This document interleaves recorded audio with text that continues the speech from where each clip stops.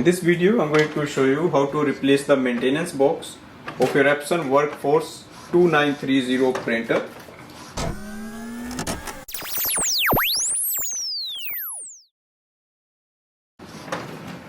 Maintenance box is on the right hand side at the back.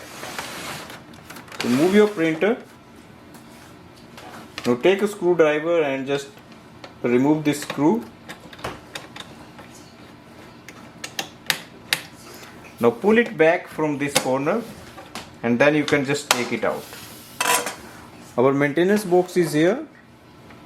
You can just take it out. If you look at here, you will see the actual ink is dumped inside, and it also has a chip here. So when you get your new maintenance box, just place it straight away here and place it back, and then tighten the screw from the back. Go to the printer display panel. On the panel it will display the maintenance box number, that is C9344. Once you have installed it, click OK to proceed and click on the complete. Once you replace it, you are ready to use your printer. Thanks for watching.